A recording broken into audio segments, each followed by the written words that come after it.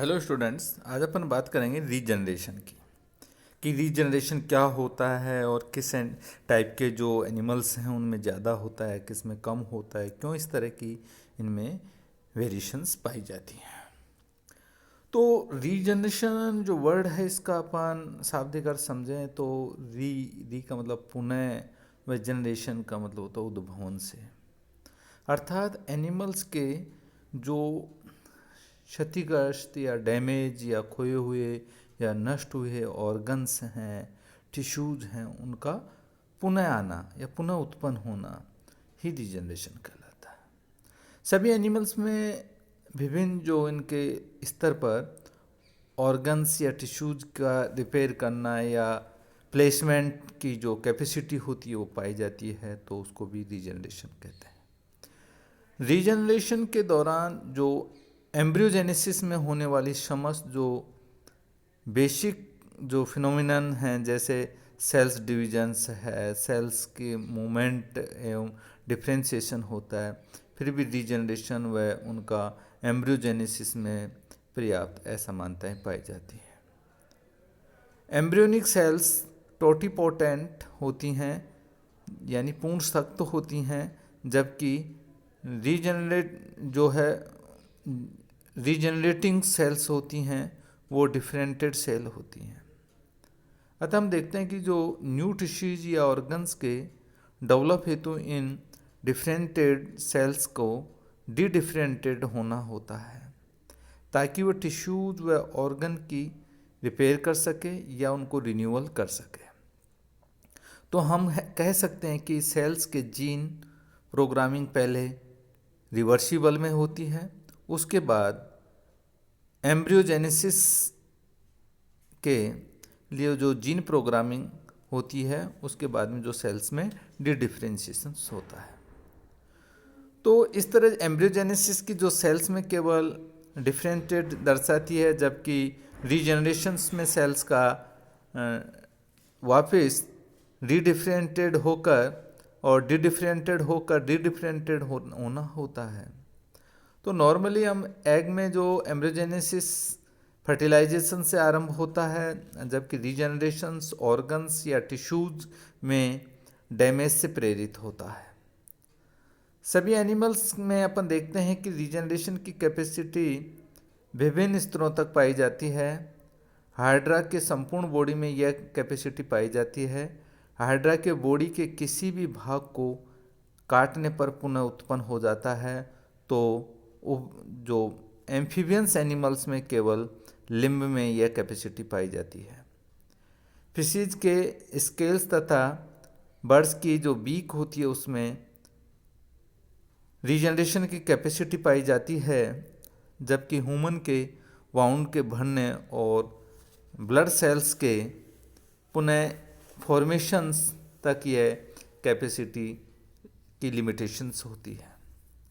Animals में regeneration की capacity किस स्तर तक पाई जाती है, इस आधार पर इसको अपन कई तरह से इनको अपन डिस्ट्रीब्यूट कर सकते हैं। जैसे अपन देखते हैं कि फिजियोलॉजिकल रीजनरेशंस, तो ह्यूमन बॉडी में लगभग 10 × 25 × 10⁻12 उनमें आरबीसी जो एक्टिव ट्रांसपोर्ट में उस रहती हैं, और हम सब जानते हैं कि जो आरबीसीज का लाइफ पीरियड वो बहुत लिमिटेड होता है।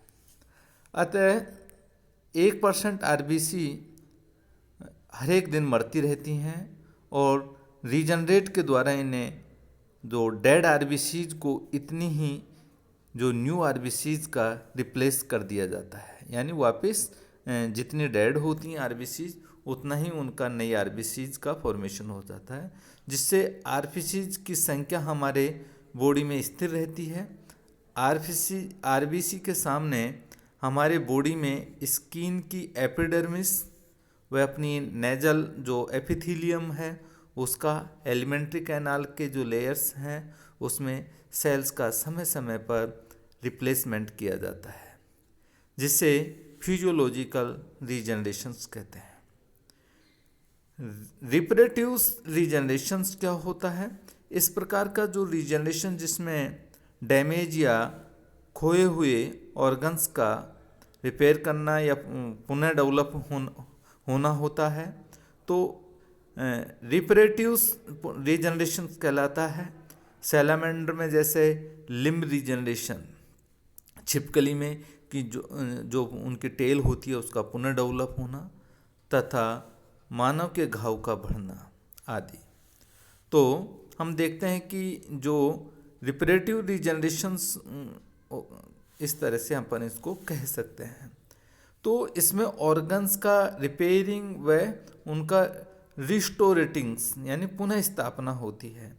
तो एनिमल्स में खोए हुए या क्षतिग्रस्त अंगों या भागों की मरम्मत अथवा उनका नवीनीकरण की प्रक्रिया को पुनरुद्धान कहते हैं। मतलब regeneration is the process of repair renewals of lost और damaged parts of body. Types of regenerations की बात करें तो टाइप्स ऑफ रीजनरेशन देखने की डिफरेंट एनिमल्स में रीजनरेशन के डिफरेंट प्रकार से होता है। नॉन कोऑर्डिनेट्स से अपन कोऑर्डिनेट में रीजनरेशन की बहुत सारे प्रकार होते हैं। तो अपन देखते हैं कि जो एपिमॉर्फोसिस के बारे में बात करेंगे तो एपिमॉर्फोसिस क्या होता है कि जैसे कि अपन देखते हैं कि सैलामेंडर के लिम्ब काटने पर शेष जो टिश्यूज है उसमें सेल्स डिविजन्स व डिफरेंटेड होकर और उनमें न्यू लिम्ब का डेवलप होना होता है। तो इसी प्रकार अपन देखते हैं कि जो लिजार्ड की पूंछ काटने पर नई जो टेल का होना उनका एपिमॉर्फोसिस कहलाता है। तो एपिमॉर्फोसिस से हाइड्रा के समान या इक्विवेलेंट अपन संपूर्ण बॉडी का डेवलप न होकर केवल ऑर्गन का डेवलप होना होता है। जैसे स्टारफिश की जो आर्म्स की अपन एपिमॉर्फोसिस की कैपेसिटी की बात करें तो उसमें पाई जाती है, और ह्यूमन में यह प्रोसेस केवल वाउंड हीलिंग तक ही लिमिटेड होता है। तो फिश के अपन फिन्स में इस प्रकार से अपन इनको ट्रांसफ़र कर सकते हैं कि उनका इस तरह का हो जाता है। अब एपिमॉर्फोसिस के बारे में बात करें मॉर्फोलैक्सिस, तो इसमें मॉर्फोलैक्टिक भी कहते हैं, और इस प्रकार का जो रीजनरेशन होता है उसमें हाइड्रा व स्पंज में पाया जाता है। एनिमल्स में वेजिटेटिव रिप्रोडक्शन के इक्वल हाइड्रा या सिलेंट्रेट्स जैसे एनिमल्स हैं उनमें एनिमल्स में बॉडी के छोटे से भाग से कंप्लीट न्यू हाइड्रा डेवलप हो सकता है। अतः या अपन माने कि इन कारणों में खोए हुए ऑर्गन्स के डेवलप के साथ साथ कंप्लीट एनिमल्स डेवलप करने की कैपेसिटी पाई जाती है। तो स्पंज के बॉडी में कुछ ऑर्क्योसाइट सेल्स का से अपन स्पंज का डेवलप हो सकता है। इसी प्रकार की जो रीजनरेशन केवल जो लोअर्स फाइलम्स हैं उनमें पाया जा सकता है, जैसे प्रोटोजोआ है, पोरीफेरा है, सिलेंट्रेडा आदि।